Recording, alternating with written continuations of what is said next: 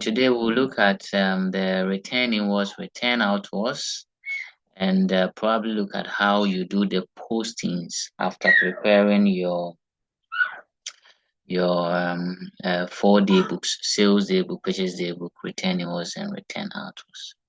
So if there are any questions, please bring them up before we start. If not, then we dig in straight away.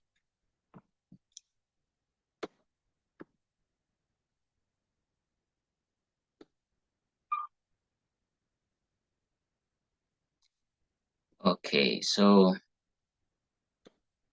for the return inwards and return outwards, again, like I said, it just follows the same format like the other 2-day books, right? And it is used solely to record, goods returned by customers for return inwards and goods returned to suppliers for return outwards journal.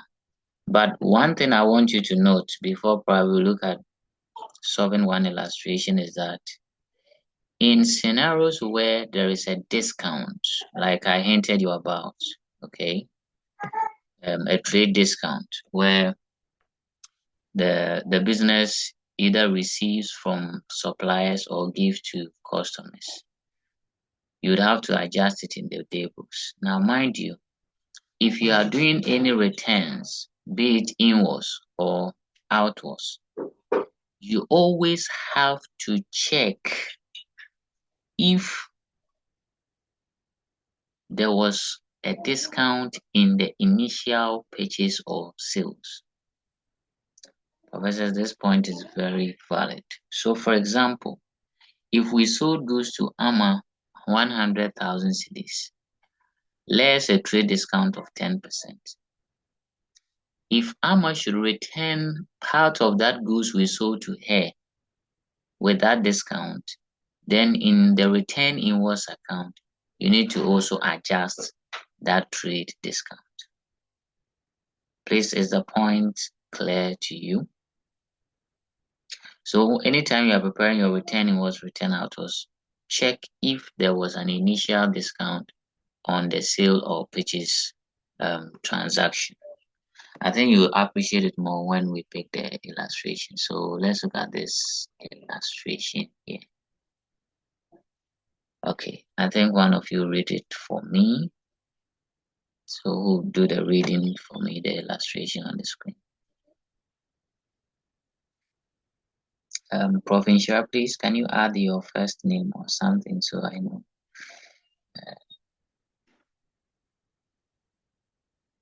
Okay, so Inshira, please do the reading for us, and then please edit your name to your full name.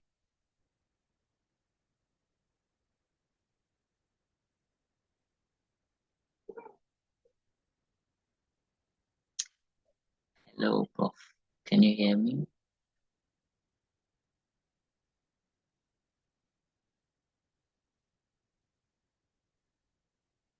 Okay, I think Inshira probably. So let's do Prof. Okay, I think I will let Emil read. Prof. Nadum, can you do the reading for me?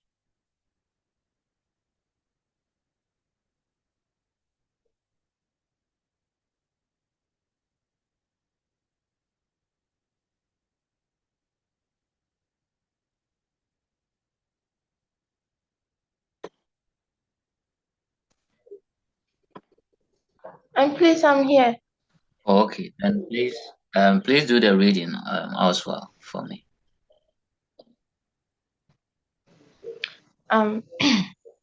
Illustration 1. Jason Amoa Jr., a sole trader, made the following transactions in January 2018. Second, credit purchases from Frimpong 4,000 cedis, Enima 3,000. In each case, a trade discount of 10% allowed. Then, third, sold to Mercy on credit. Sold to Mercy on credit. 200 red balls at 10 cedis each. 500 black balls at 5 cedis each. Invoice subject to 10%. Then fifth, credit sales to Bones 5,000. For 3,000, subject to credit purchases from Agbevi 150 red balls at 10 cedis each, 320 black balls at 5 cedis each. Invoice subject to 10% discount. 15. Credit sales to Mensa 4,500. 20th, Jason returned goods to Enima 200 cedis, Agbevi 500 cedis. 25th, Bonso and Mensa returned goods worth 1,400. Credit sales to Bamfo 6,000 cedis. 30th, credit purchases from Frimpong 3,000 cedis and Agbevi 2,200 cedis. You are required to open relevant subsidiary books.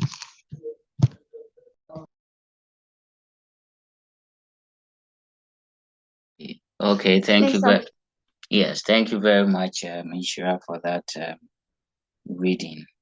Okay, so professors, if you analyze the question, you would get the impression that the transactions are either a credit sale or a credit purchase or a return invoice or a return outwards, right? So if you are asked to open the necessary or the relevant subsidiary books, then you know that you are being asked to prepare the day books, as we know the subsidiary books to be the day books.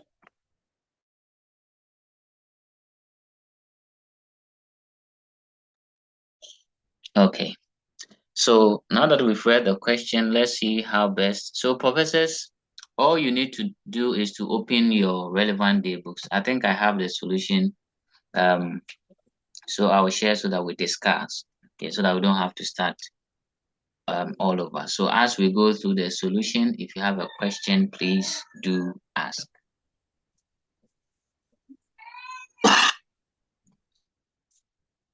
Sorry for that. Okay. So let me quickly go down to the solution. So after this illustration, then we'll look at the bit of posting to the ledgers. Okay. So as you can see from the solution, I have my sales day book, purchases day book, return invoice, and return outwards. So let me copy it onto a different page, then we would compare the question to the answer and discuss. For my news professors, please, I'll be sharing the videos. Please do well. Okay. You see the way I'm adding, please do well to watch them, okay, so that you can get the concepts we discussed earlier. But those were more of theories, so I believe you can quickly catch up with us. And do reach out to me if you're having challenges. I'll take time to explain things to you. Okay, so this is the solution. Now let's compare the question to the solution. So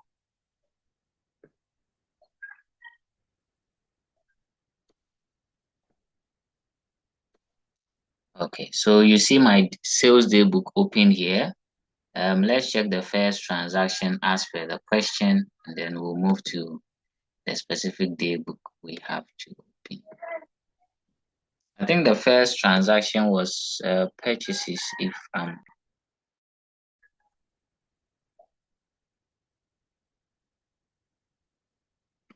now for the benefit of those joining us today for the first time, we are on the books of account, as in the books that is used in financial accounting to record transactions. And we said there are two of them, day books and ledgers, right? The day books are what we are looking at. These are day books because they are books where we record transactions first.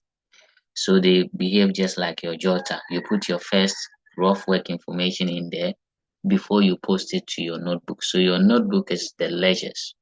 That is where you transfer the final, notes to. Okay. So the day books, we have 7 of them, 7. And we are looking at the first 4, which are the sales day book, purchase day book, return inwards day book, and return outwards. Now, the sales day book is used to record only credit sales. So if you see any cash sales or any sales with check, please, it doesn't come here, only credit sales, right? And then the purchases day book also records only credit purchases. I'm sure you are clear about what return inwards and return outwards day books will be used to record.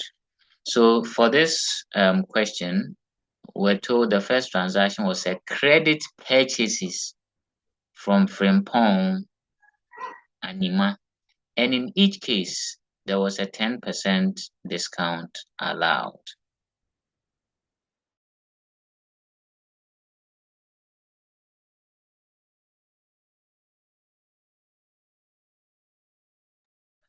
Okay, so let's look at how we record that. So this transaction will be in the purchases daybook, right? So let me go down to the purchase daybook and we see how the recordings were done. Now again, these 4 daybooks have the format as follows. The first column is date. The second is particulars. There is a third column, which is the detail column. Okay. And then the final column, which is the net amount column. The essence of the detail column is to deal with the additions and subtractions and all that. So let's look at this. Credit purchase from Frimpong. So we put the date 2nd January 2018, Frimpong. We purchase goods worth 4,000. So you see the 4,000 here. We put it under the details because we need to less the discount.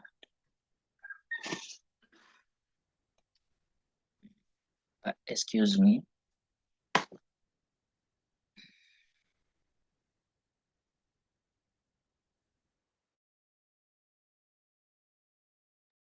Okay. So 10% of 4,000, that will give us 400. So we less that 10% trade discount. Okay, so the net amount will be 3,600. That is what you put at the final amount column.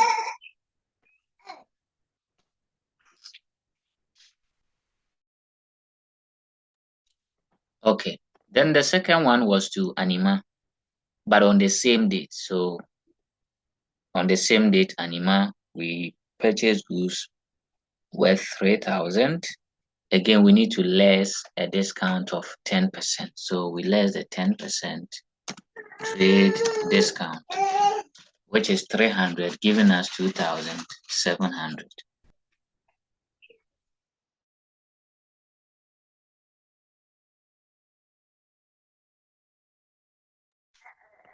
Now, if we go to the second transaction, which happened on the 3rd of January, that one was a sale, right?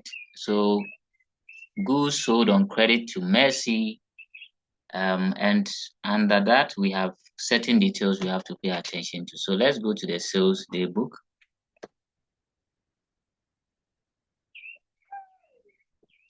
So you see 3rd January 2018. So the particulars normally take the name of either the customer or the supplier, right? So we put that name there. But we have certain details as well to put there. We're told we sold 200 red balls at 10 Ghana cedis each and 500 black balls at 5 cedis each. Now the invoice was subject to 10% trade discount. So professors, look at how we work it out. So We multiply the 200 red balls by the unit price. Okay, that will give us 2,000.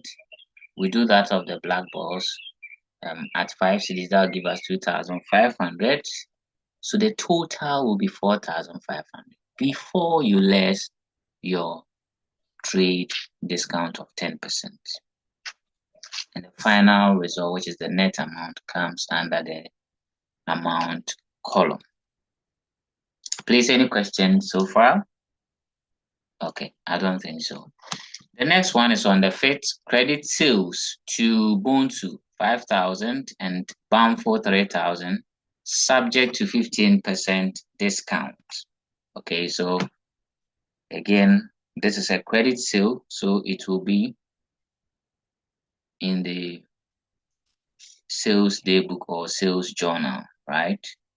So we put the date 5th January. The particulars, we take the name of the first customer, which is Bonsu. The goods were worth 5,000. We need to less 15% discount. So you multiply the 15% by the 5,000 and you get 750. You less and you get this net amount for Bonsu's sales. And then you do same for Bamfo. In his case was 3,000. We less the 15% discount. We have a net amount of 2,550. Okay. The next was on the 10th, a credit purchases. So then we have to move to the purchases daybook or purchases journal, right? So as you see here on the 10th, you put in your date, 10th January 2018. We sold goods to Agbeve. So the name of the supplier is here. Certain details were given. We bought red balls and the black balls. So again, we do the multiplication to get the total amount in each case before lessing the 10% discount, okay, to give us the final figure of 2,790. So you see that it is not a difficult thing. It's not a difficult thing to do at all.